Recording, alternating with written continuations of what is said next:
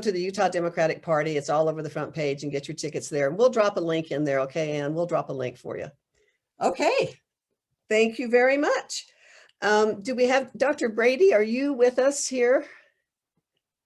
She was having a little trouble getting on, so I'm not sure if Dr. Brady is on with us or not. Well, we might come back.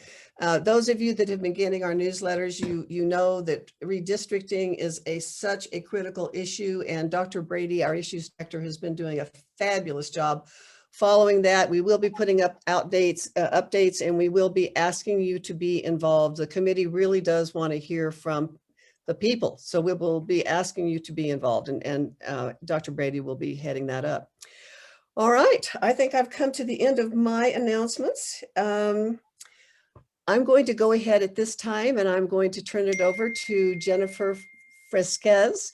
She is our program director, and I'll let her I'm so excited for these speakers. I'm going to let Jennifer introduce them. I'll just thank them all in advance. I know this is going to be fabulous. All right, Jennifer, cheers. All right, let me get this box out of my face that has popped over it. Welcome to Zoom, right? I'm glad to see everybody. It's so exciting to have everybody together again this month. We have an awesome meeting coming up, and I have to thank Becky Moss for all of her help pulling this meeting together this month. I was struggling with some work stuff, and she really pulled it out for me. So thank you, Becky, for bringing us such amazing speakers to hear from. We are going to start with Dr. Kristen Rees and physician assistants Maggie Snyder. They were the only medical professionals willing to treat AIDS patients in Utah when the epidemic began. So hopefully you've read all of the spiels that Robin's have been sending out. I won't take up their speaking time by going on and on about how amazing they are. They are amazing. If you have questions for any of our speakers, please pop it into the chat. I will keep an eye on those so that they don't have to, and then we'll do some Q&A when they're finished speaking. So take it away. Well, I'll start. And I have been here now in Utah half of my life as of last week. And so it also coincides with the 40th anniversary of the HIV/AIDS epidemic that started that same week that I moved here. So you can now guess my age, which is easy, just double it. At any rate, when I first came here, I interviewed like 6 months before I moved here, and was interviewing for a job with FHP, which many of you will remember, which is now the university clinics. But when I interviewed, they told me, number one, it's really a good place to live, that they don't have any homeless people here, and they don't have any other problems, and it's just great. And so I moved here, and within a couple of weeks I was exploring and everything, and I happened to drive around Pioneer Park, and I said, no homeless here? Even back then, I said, they just haven't been aware of big cities. Like I come from Philadelphia to South Dakota to here. And so I started working, and it is a great community, and I'm very grateful. It's home now. And being an infectious disease specialist, I knew about this HIV that was happening in the big cities. And I said, we better get prepared, because this is going to come here someday. And so I spoke to my boss, and he said, no, it's not going to come here. This is not the place for that. But I did some education about gay health and different things at FHP and around. And then lo and behold, in '81, I saw my first patient who was having acute HIV. So I went to the health department, and they said, no, that's not going to be coming here, because and we're not going to have anything to do with it. And so I was faced then shortly thereafter, and in '83, had to leave FHP, which was a pretty nice job, to go into private practice so I could care for all of these people that were coming down with this disease. And so overall, I'm not an expert in anything except mostly HIV/AIDS, and recently have been very interested in looking how we took care of the people. And somebody mentioned Encircle today. That's amazing that we have that here now, and all what the Pride Center is doing, because it's really a different world. And even there was so much stigma with that. Even the people that got it from a blood transfusion or hemophilia or substance use. We were all ostracized, and it was really very difficult in caring for the people. But we know there were many people in the background trying to help some, but mostly it was us and the Sisters of the Holy Cross. I compare this now, and one of my things I like to do is compare it to how we looked at COVID, where now we don't have a slowly progressive, almost uniformly fatal disease, which it was back then, but a very big outbreak of a less fatal disease, and everybody's stepping up. And I was so proud of my profession that stepped up, and grateful for all the people that helped me over the years. I've known Patrice and a lot of you.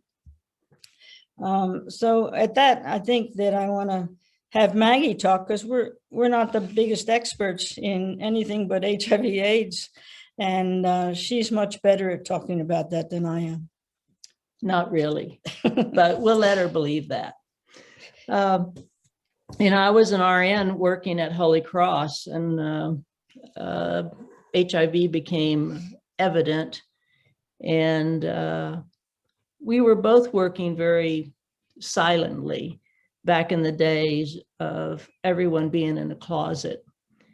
And we were lucky to know the Sisters of the Holy Cross, because they were the only people in Utah that would allow known HIV positive patients to be admitted to the hospital. And we really needed that, that care and treatment. And the sisters actually stood up for people with HIV, because the other physicians in that institution were having trouble accepting people in the hospital. And the sisters really took a stand for that. And so it was the sisters and Chris and I, and the nurses. There were designated nurses who volunteered to work on the HIV unit. It was the only unit in the state of Utah and surrounding states that was designated for people with HIV. Many nurses at Holy Cross did not want to work there and would not. They refused to work on the HIV unit. But we became a cohesive group. Sister Linda was designated as the out nun, and our only home care person. Back in the mid to late 80s, there was no home health nursing that would go into the homes. And people with HIV, not only gay people, but straight people, substance users, sex workers, transplant patients, transfusion patients, we accepted them all.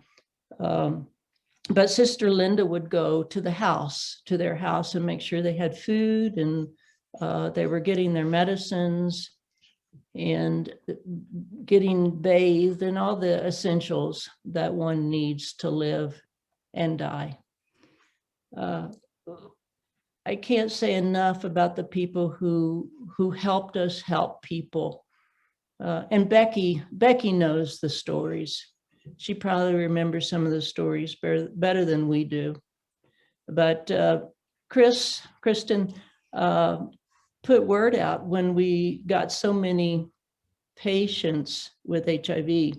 Other physicians would not come forth to help join her practice. And I didn't learn this until recent years, that Chris and the sisters kind of looked out at the workers in their institution and selected a person, me, to go to PA school and help finance my education with the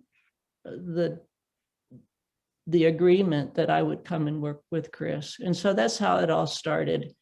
And the people suffered so much with HIV early on. They lost just so much weight, and they were living skeletons. People went blind from other opportunistic infections.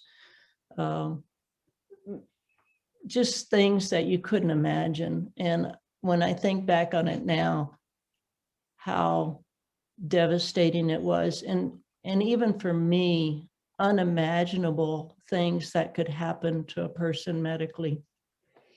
Yeah, I just can't thank the people enough that helped us. And I used to be a little angry about it because I didn't understand why people just didn't want to take care of this interesting disease, because it was so complex with so many different infections and things. But now I've talked to a lot of my colleagues and everything, and they were actually afraid both financially, because they didn't want those people in the office, and et cetera. So I think that we were so busy working, we didn't realize how much prejudice was going on. And I'm so glad that everybody stuck up for the COVID patients now, because it's such a different epidemic. I think COVID for the average physician is much more risky of a disease, much more contagious and everything to bring home and everything. But it's interesting that the people took care of the COVID patients. And I wonder if it was the same group of people, even now, that there might be some problem, because I think there was so much prejudice against the people that had it. And most of the physicians said, well, we don't have anybody like that in our practice. Well, I thought, well, you just don't know it. And so I'm really pleased about how we've moved forward, but I know that it could go backwards very rapidly. It could be, anytime we win something. And that's why I think politics are very important. And I've tried so hard to get my colleagues to be involved in medical politics and other politics. I even became a delegate to the convention for once, but that wasn't my cup of tea. I'm more of a back person. And Maggie and I, if we want to volunteer for anything political, we make very good bartenders for when you have those home things to get people to vote for people. So you can always call on us, because we're very good bartenders, right? If you say so. Yeah. So we were okay. So we I think we have a volunteer here. Yes. I'll volunteer to be your bartender anytime you have an open house. Fantastic. But I think that the other people that are speaking actually can really speak to much more about local things, because we're kind of here, although it's been 40 years now that I've been here. So I know I'm incredibly grateful that you had the humanity to take care of people that others wouldn't. And I understand that there was fear and that there was a lot of lack of knowledge about the whole thing, but it's a little amazing. Janet Cook expressed some shock that hospitals weren't admitting people. She said she was working in a lab in the San Francisco Bay Area during the time, and everyone admitted HIV patients. But I think here, different culture here, right? It was, everybody soon, every medical person soon knew who to refer anybody that had HIV, and they would get rid of them as fast as they could. right. Wow. Robin says she understands, Maggie, that you saved the obits have saved all the obits from all your patients who have passed. Is that? Every obituary that was printed, I clipped, and I have like 13 volumes of 5-inch 3-ring binders of Everything, all the AIDS history. yeah, all the AIDS history sort of stuff. So yeah. And there's for people that are interested, because I think it's a big thing in history, is the HIV epidemic in Utah. There is a collection at the Marriott Library now. And it was the first collection. San Francisco followed up a year or two later, and they started the one too, because they thought it was a good idea, because we know all those folks that started that, like Paul Verberding. And so HIV/AIDS was the first ribbon that there ever was for any disease. It's right now we've heard about Fauci. He and I are the same age. Actually, I'm 3 months older than he is, and we're out of the same infectious disease group type people from the Cornell group, even though I was in Philadelphia. And you know, it's just so interesting to hear everybody talk about what had happened and where everybody ended up. But I'm so glad to be ended up here in Utah. Wouldn't you say? Yeah. It looks like we have a number of people saying that you were grateful to hear your stories, and they're wondering if you considered writing something so that we don't lose the critical history that you both have. Is that something that you've considered? Actually, or have done?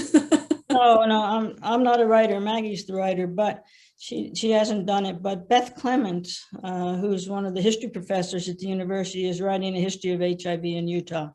Oh, She's done a lot of oral interviews, and she's been all over the country, the people that used to live here, and even as far as California and different places. So I think that book should be coming out in the next few years. And also the documentary, if you haven't heard of it or seen it, it's called Quiet Heroes, and it's really about HIV in Utah. Excellent.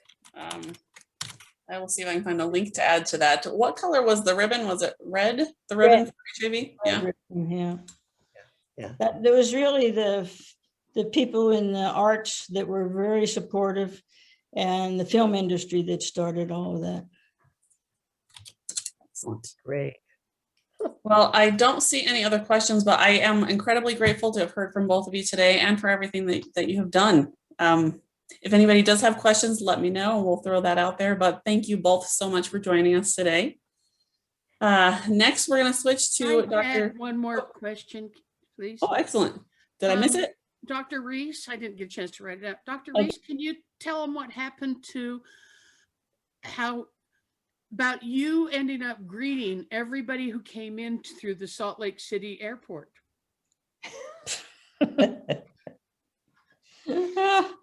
I don't know how that came about, actually. It was in the height of the epidemic, and they did that hologram. I don't know whatever happened to it, but it was intellectually interesting to learn about holograms. And you were at the airport as a hologram? Yeah, life size. Oh, Not anymore. Not anymore. It was there for It years. was tiny. And every once in a while, somebody would recognize me, but I still have that hat, Becky. yeah. Excellent. Thank you both so much. We are going to hear from Senator Derek Kitchen next. He has been a champion of progressive causes. In 2014, he and his partner sued the state of Utah for marriage equality. We are thrilled to have him as a guest today, and thrilled to have him as a champion for all of us in Utah. Senator Kitchen?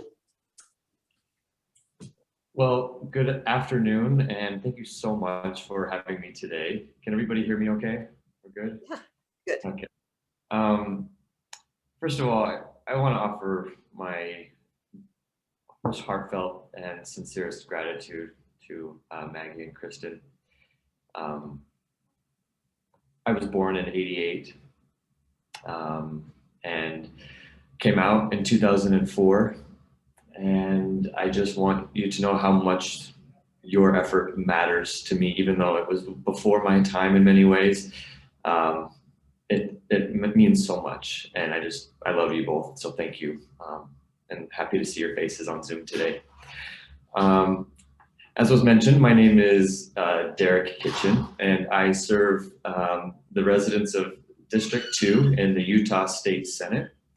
And I have been in this role since the 2019 general session. I was elected in 2018. And many of you know me, as was mentioned a moment ago, through the marriage equality case. And considering this is Pride Month and we're talking about LGBTQ issues broadly, I thought it would probably be helpful if I just did a quick history lesson on the marriage equality here in the state of Utah. And many of you may remember that back in 2004, that major election. It was George Bush versus John Kerry. I will always remember this election because it was the first time that I was able to really understand national politics in any meaningful sense. It's a sophomore in high school, and I just remember so clearly the argument that had been put forward at the national level. It was all about guns, God, and gays. And that was the year that Utah and a number of other states passed amendments to their state constitutions banning gay marriage and defining marriage as exclusively between a man and a woman. So this was a really early animating political issue for me. And really, in many ways, despite the loss at the ballot box that year for our community, the conversation itself helped me come to terms with my own sexual identity as a young person. Fast forward a couple years later, in 2013, I had just graduated from the University of Utah with a degree in political science and Spanish, and was beginning a small business here in Salt Lake City. I joined the Utah Gay and Lesbian Chamber of Commerce, trying to create a safe, welcoming space in the business community for LGBTQ people. And through that, I was introduced to some advocates and organizers that were looking to create a federal lawsuit against the state of Utah and Amendment 3, as it became known, which banned gay marriage in the state. And in March of that year, 2013, we filed in federal court Kitchen versus Herbert, our federal lawsuit that argued that Amendment 3 was unconstitutional under the 14th Amendment of the United States Constitution.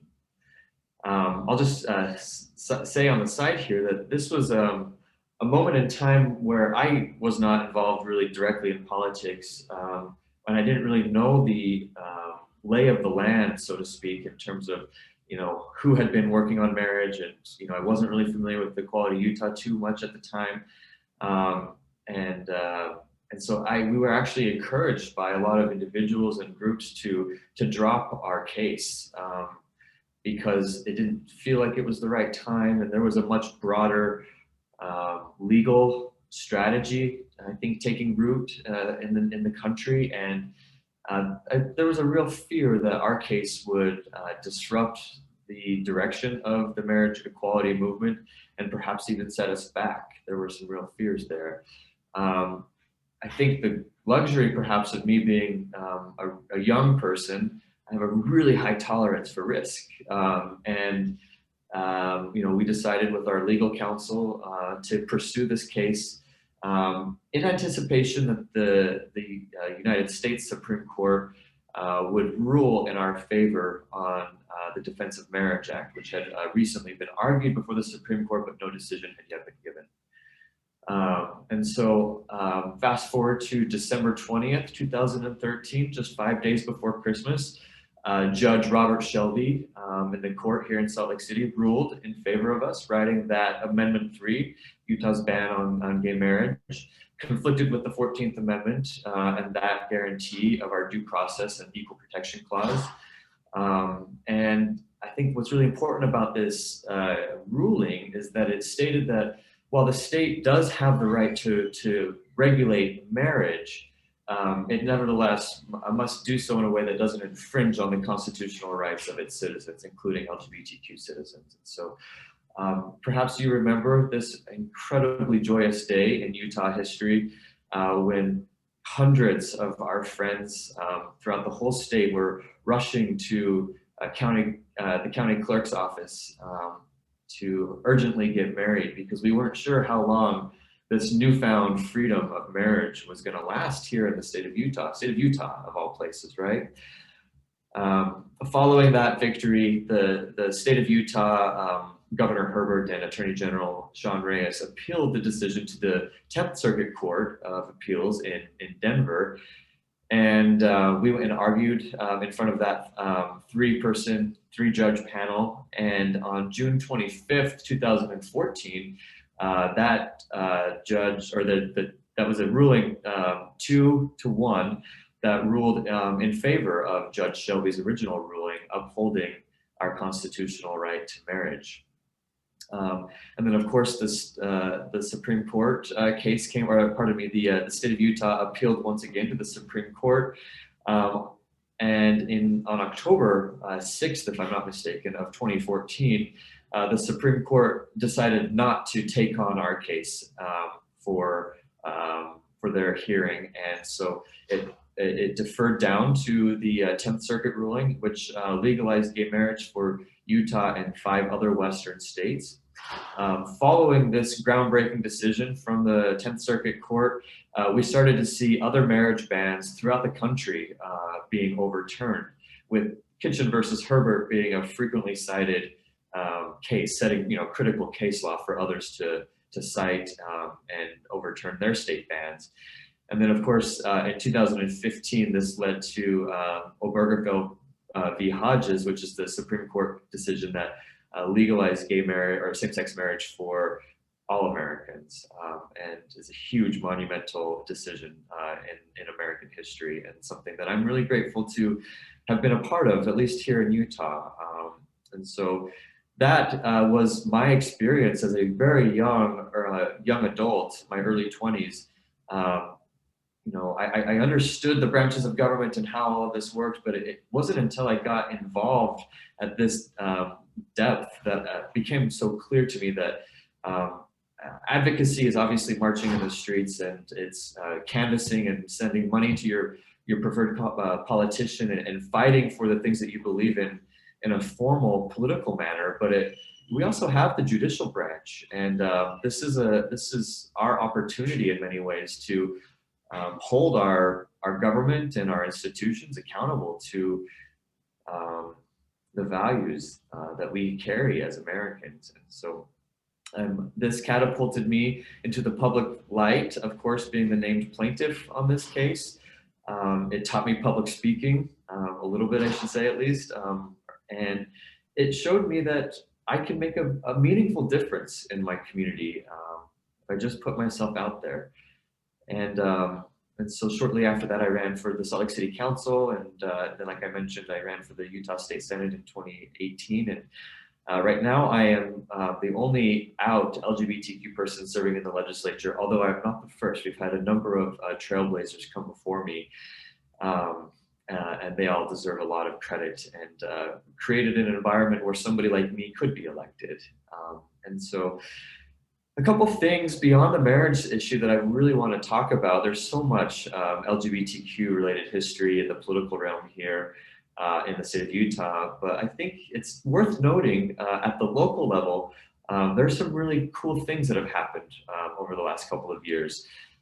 In 2015, Salt Lake City Corporation began offering mental health and hormone replacement coverage for all of their city employees, and part of their traditional benefit package for transgender people in particular. And most recently, just last week, our Mayor Erin Mendenhall, she announced that Salt Lake City would be adding to the benefit package gender-affirming surgery as a healthcare benefit for transgender city employees and all of their eligible dependents. So that's a huge step for Salt Lake City. There's some really important research out of the Harvard Medical School where they analyzed almost 28,000 transgender people. And what they found is that access to gender-affirming surgery was associated with lower psychological distress and lower rates of suicide ideation. And that's especially important in a place like Utah, where we have a really unfortunately high rate of youth depression and suicide. And this is an issue that many legislators, both sides of the aisle, for many years have really put a lot of spotlight on this, and we still have a lot of work to do politically, but this is a critical step, and it's a step that we need all employers and all health coverage to provide. Another big bit of LGBTQ news in the state of Utah this year actually comes from the Utah Supreme Court, where this was just in May, so a few months back, they issued a 4-to-1 ruling basically declaring that transgender individuals can have they can change their legal sex designation on state records. And this is a huge victory for our transgender siblings in our community. The two plaintiffs were allowed to change on the court's decision. They were allowed to change their name and their name and their gender identity. And this has created some question about what authority the legislative branch has over the judicial branch in terms of who's making the law here. And so there was a lot of concern that the Utah Supreme Court was legislating from the bench. But ultimately, this is a huge victory, and it sets Utah apart from many states in the country with a really progressive, forward-looking policy around how we treat state records regarding transgender individuals. And then, so that's huge, something we ought to celebrate, and it's something that we need to defend going forward, especially if the legislature tries to put their fingerprints on this in a negative way, which may happen. This last session, you may have heard or read a little bit in the news about some anti-transgender policies that were considered. The first one is the big one, House Bill 302 by Representative Kira Birkeland. That bill, as originally drafted, would have prohibited trans female athletes from participating in interscholastic sports that were designated for cisgender girls.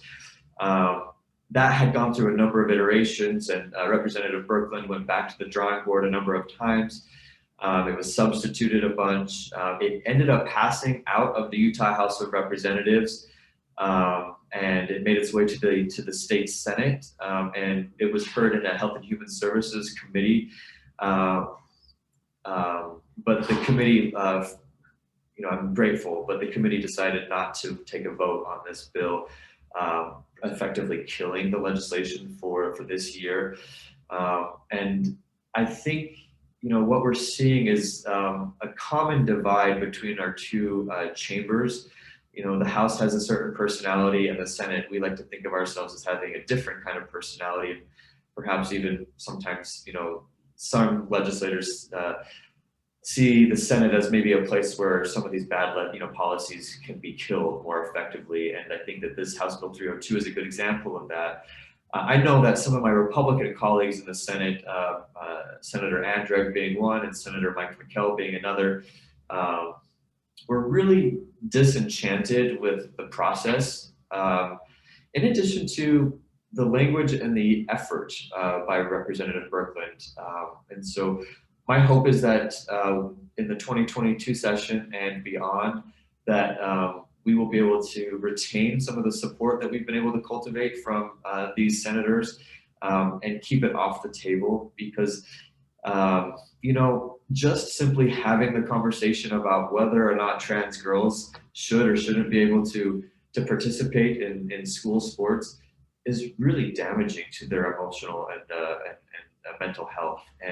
And so it's a conversation that we simply don't want to be having on the page, the pages of the Tribune, or debating on the floor of the legislature, because this just simply harms people by debating their rights so forward like this. And so my hope is that we can keep this quietly buried going forward. But I will let you know that on June 16th, so next week, this issue will be heard in our interim committee meeting on the it's the Health and Human Services Interim Committee. And so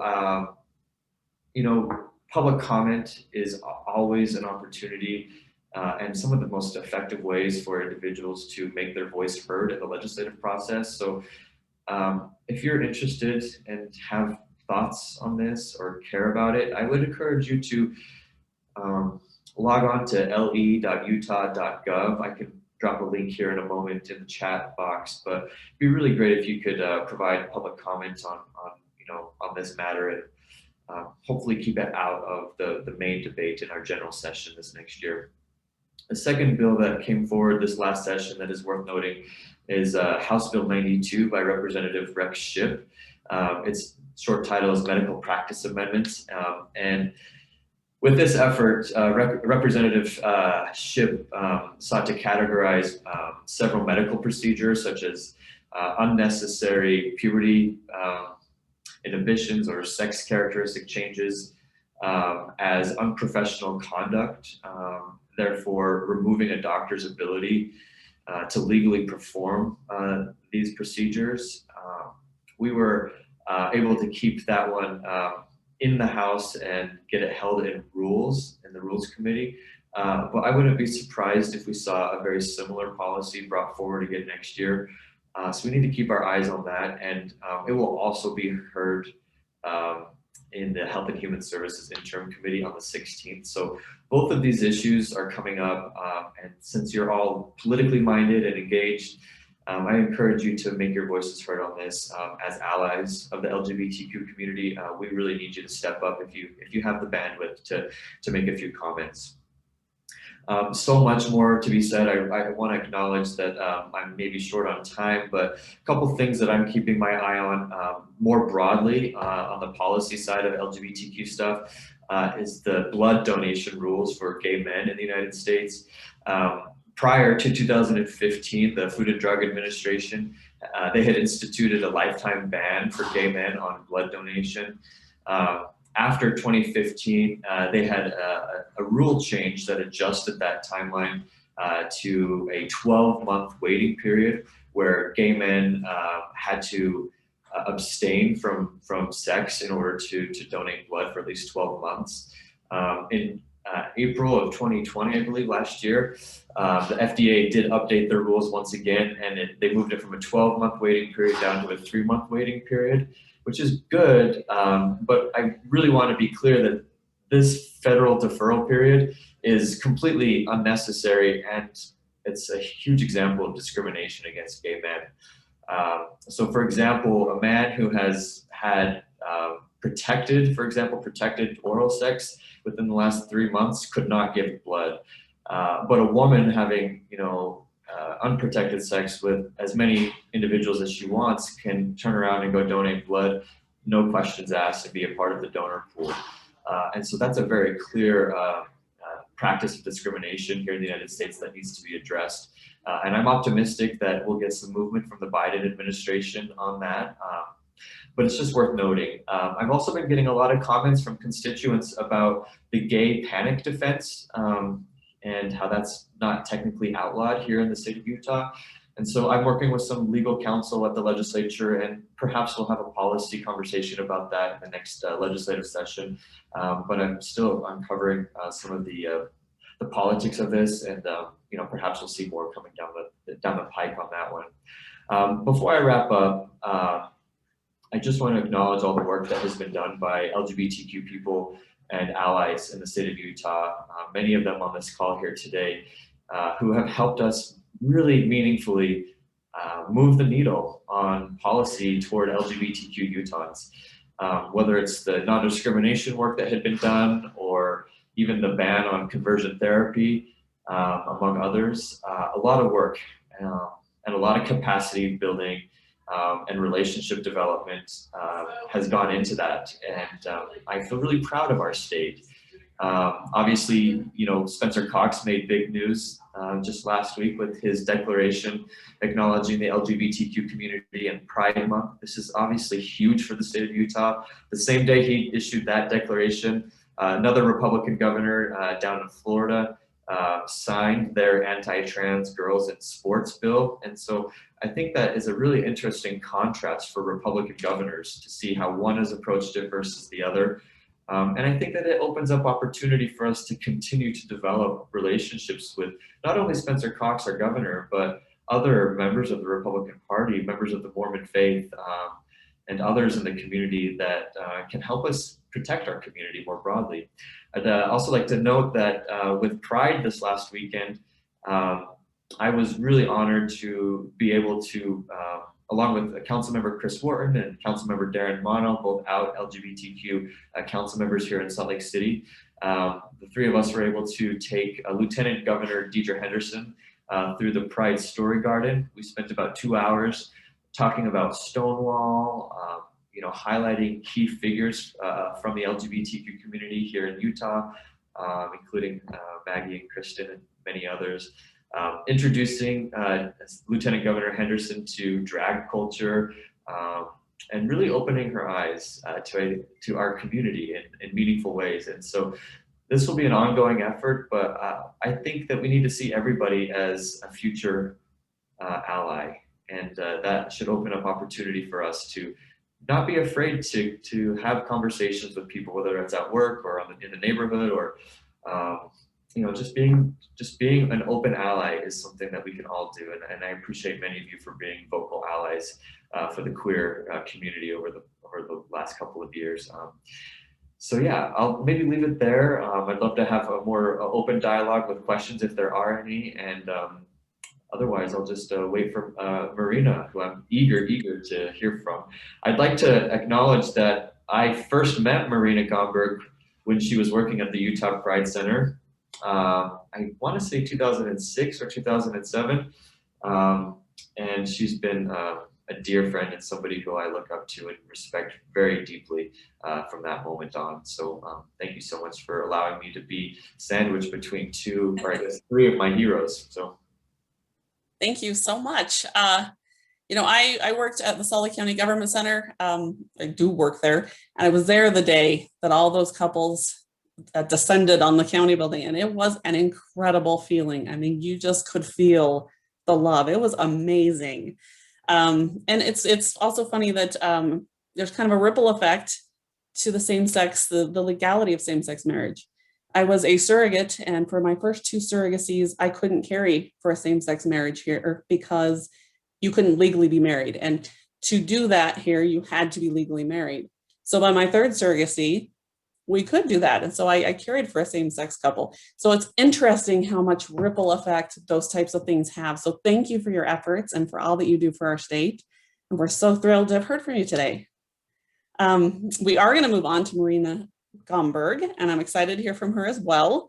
So Marina, I'm not going to take up too much time saying a whole lot because I know you have stuff to say and we're running short on time. I'm just going to throw you in there. Awesome.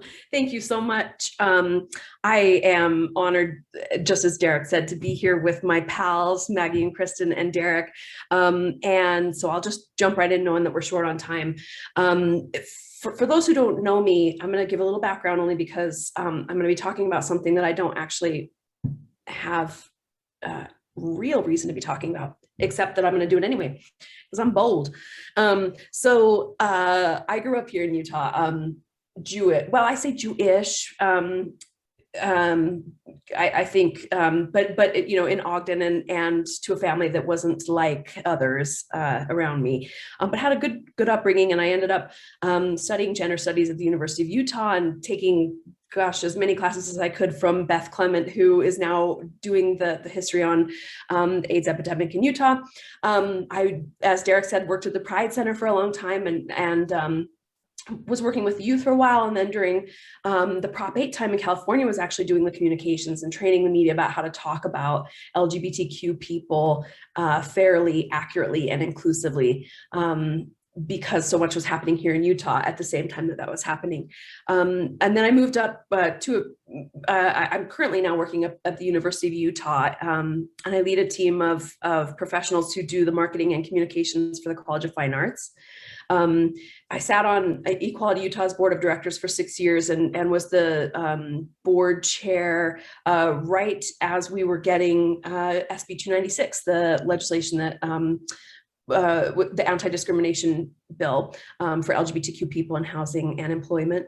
And I write a column for the Salt Lake Tribune. They were like, hey, we just have a lot of older white men writing, and maybe if we want young audiences, we should include somebody else. And they were like, well, there's this one queer Jewy gal, and that's me. So I've been writing for the last 4.5 years, and I really, really enjoy it. So today, though, I want to talk to you about something because it's been on my mind a lot, and especially in thinking back on the SB 296 conversation. But I want to talk about compromise, and I think I was billed as talking about, and maybe I said this, but I was going to talk about effective change making. Of course, there's a lot of different ways to effectively make change. And one of my former professors, Catherine von Stockton, she uses sort of the seduction method.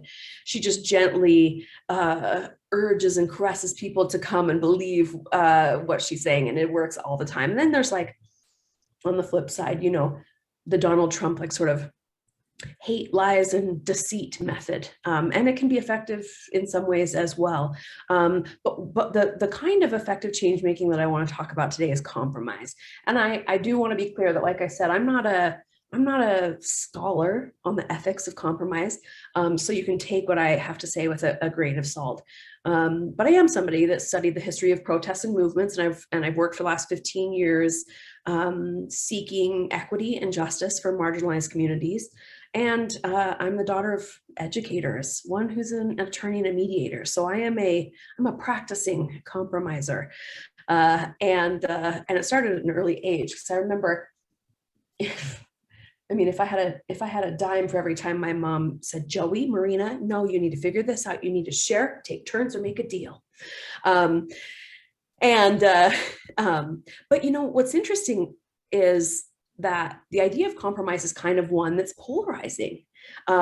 Because on one hand, we laud the idea of compromise when it's with our family and friends, right? And we see it as this sort of noble way of protecting and nurturing our relationships. And we feel like making it through something together is better than making it through having one. And this is true when we like whoever is on the other side, but this isn't necessarily true in politics. And we think about compromise in politics, we associate it with the abandonment of our values and our principles, and we stand tall on our pedestals of moral purity, and we balk at the idea of making choices that would move us even 1 centimeter from our truth or our goodness that we're sure that we represent. And I certainly know that feeling well. But Carrie Minkle Meadow wrote a piece called The Ethics of Compromise, and I'm going to read a short part of it. So the classic ethical objection to compromise is that it's foregoing of principle, that which philosophically, politically, morally, or personally is right or true. And we say that one should not compromise one's beliefs, the things that we believe in, because it's those moral and political beliefs that are constitutive of who we as either a nation or an organization or a group or a team or a person are, and how we define ourselves and our reasoned integrity. And, you know, I mean, we're Democrats. We're like, morals are our thing. I'm just kidding. I don't mean to pretend we have a cornerstone on morals, but nobody wants to abandon their principles, right? Or might we? So go with me here for a second. So because we're in this moment of incredible hyperpolarization, and if we look at it in a way where we think about how if we and our opponents each take immovable stances, we in essence are valuing the status quo over anything else, because it just feels better not to budge. And certainly there are times and places when we have ideological majorities. It's not so much the case at the state level in Utah, but in Salt Lake City, that's true. And on a national level, that's true now. And we can strong arm our agenda. But the sustainability of change made that way is kind of questionable, because change made through force will likely be undone by force when the pendulum of power eventually swings back. And so sometimes that temporary change is worth it, and sometimes it's not good enough. But Minkle Meadow and other legal scholars and historians and political scientists argue that we should learn to consider in the ethics of compromise, not only when we should not compromise to preserve our integrity and basic principles, but when we should compromise as a matter of humility, fallibility, and the possibility that we may not be the only one who is morally, politically, or socially right. And that, my friends, is where I see why we celebrate compromise with our loved ones and we give it the side eye with our political opponents. When we value the person or group on the other side, we're willing to adjust. And when we don't, we're not. that makes sense. I mean, why would we want to sacrifice our integrity for a-holes? It was PG rated there. Except here's the thing. I think that it's actually antithetical to one of my favorite tenets of the Democratic Party's platform, which is that we see all humans as being worthy of our protection and worthy of our respect. And I'd argue that with that compassionate force driving the way, that if we want to be successfully advocating for the marginalized, we have to seek the humanity of our opponents in order to find some sort of sanity in compromise. Meaning it's less about abandoning our principles as it is about ensuring that we can get work, even if it's incremental and even if it's uncomfortable, done.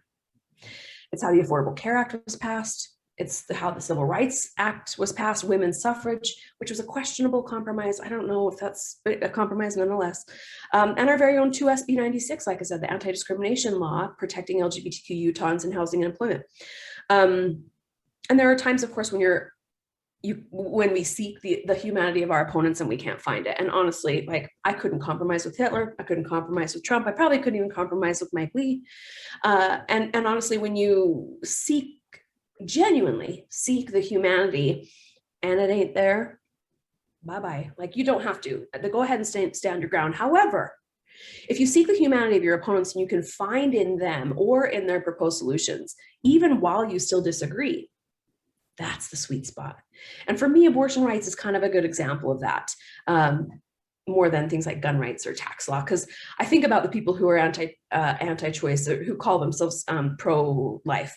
They're coming at the abortion debate from a perspective that life exists and is worthy of protection at an earlier stage than somebody like I do. You know, to me, I think that like the electrical impulses of a small group of cells is not more valuable than a woman's right to choose, but I at least can agree to disagree, because we're both looking to protect things that I think are valuable.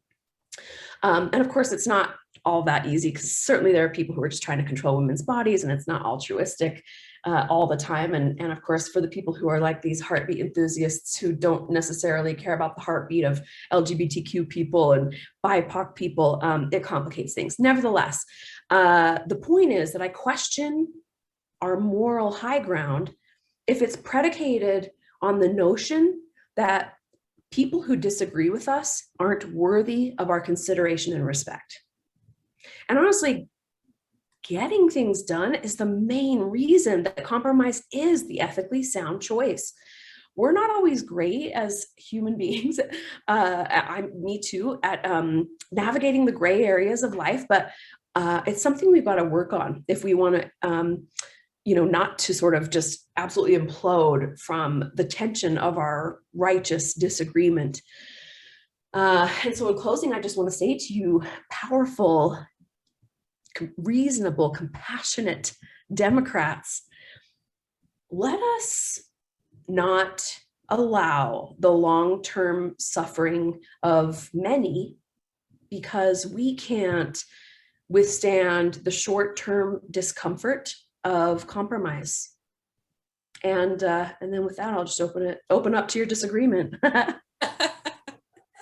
Thank you so much. I am so glad to have gotten to meet you today. You're such a vibrant person and you really got me cracking up. I love that. And yet you made some amazing points. So thank you so much for that. Does anyone have questions for Marina? Or does anybody, we can always go off mute and clap for all of our people as well. That was fantastic. It was a wonderful meeting, I thought. that was fantastic. Yeah, let's take yourself off mute and give these people a hand. That was just terrific. Just terrific. You know, Kristen and Maggie, I was at the Pride March this last weekend, and I just couldn't agree more with you. It's so much has changed. And Senator Kitchens, Derek, you have been a force in that chain. I just think of you as that first little domino, and I hope you don't ever stop taking risks. You know, you've been such a great leadership. And Marina, we all needed to be reminded about compromise. It does go hard sometimes. It is. It is. There's an art to it. There is an art to it. Oof, Hey, thank Robin, you so much. Before Yes. we move on, Representative Moss would like Marina to put in the name of the article and the author in the chat, if she wouldn't mind, from what is the people she was speaking of. Thank you. Perfect. Thank you. Go ahead, Robin. Thank you so much. You know, Dr. Ellen Brady, the issues director for the Women's Democratic Club, could not get on a little bit earlier. She had to reboot, but she is here with us now, and she does have a quick update on redistricting. And that, of course, is the most important thing happening in the state of Utah from now until it's over, is redistricting. And so I'm going to turn a few minutes over to Dr. Brady. I know we're running a little bit late. I hope you can hang with us. And then we'll all take ourselves off mute and say goodbye to everybody. So Dr. Brady, I'm going to turn it over to you. Oh, we can't hear you. Yep. Okay. There you go. If you could let me screen share, I did put together a PowerPoint and I'll actually try to use it to be really quick. I also put the link to that in the chat. So if you want to open it and download it, you can. Redistricting is, yep. Let me get on share here, I guess. I have lost you. Sorry about that. Let me hit. Are you able to help her with that? I can get it in just a second here. I've got something that just ended up blocking my view of the Zoom here. Here we go. Okay. There, that should do it. Good. Let's see if it shows it as playing as opposed to just my screen, but whichever. Anyway, redistricting is basically the process that occurs every 10 years following a census in which political boundaries are drawn. And the ones of particular interest to the current commission are the ones that are the U.S. congressional districts, the state Senate districts, the state House districts, and the school board districts. The municipalities and counties get involved with their own districts after the initial boundaries are drawn at the precinct level. Yeah, is this changing here?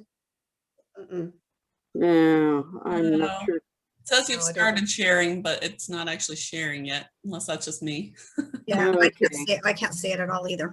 Okay. Yeah. No, it's Sorry. showing. Okay, let's try it here. See if that does it. It may. Okay, does that work? Yeah, there you go. Yeah, there you Very go. good. Um, So anyway, those are the boundaries that are at risk. And the Constitution ultimately gives the state legislature the final say, but we passed the Better Boundaries Initiative, creating a bipartisan independent advisory commission to draw them. But also the legislature has its own committee that will ultimately act on and present a plan to the legislature for approval, modification or rejection. These are the members of the independent committee, and it shows who appointed them: the governor, the Senate president, speaker, minority leader, majority leader, or minority leaders in the Senate and the House, and then jointly by the Senate president of the House and jointly by the majority and minority House leadership is how they're appointed under the proposition of better boundaries. This is a page that there'll be a link to it, but you can go here and sign up for meeting notices.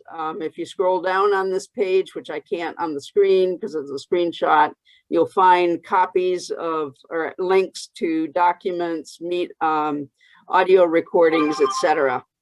Most of the work that the commission has done so far has been getting up its own learning curve. So there's been a variety of presentations on census basics showing how population blocks are treated by the census, showing where changes are within districts, et cetera, that are necessitating the redrawing. Another presentation looked at mathematical modeling things. When they do what's called, they create a million different scenarios and then look to see how they jive with what actually happened and how that meets. Another presentation also looked at gerrymandering and looked at the impact of independent commissions. The red circles are states with independent commissions, and you can see they sort of stick to the line a little better than those that don't. This is Utah with regard to a phenomenon known as cracking, where districts are broken up essentially that ensures that we don't get representation. One of the other things they did is they've gone through reviews of public records and open meeting laws. They've hired staff, they're setting budgets, they're planning to schedule public meetings and selecting software that they and we can use to draw and submit boundaries. This is the legislative committee membership, and I've highlighted the Democrats we have on the committee. And this is a page, again, where you can go and get information regarding their meeting schedule, et cetera, et cetera, et cetera. They don't really kick into gear until about September. But the independent committee is meeting regularly. They're going to determine when the public meetings will be. They're waiting for actual census data.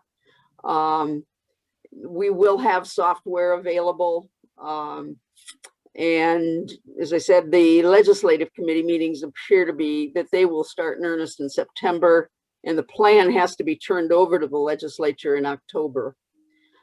So what we can do is stay informed, sign up for the meeting alerts and review the past meetings, reach out to committee members, draw and submit your ideas around communities of interest and boundaries. Stay tuned. And here are a bunch of links that you can access.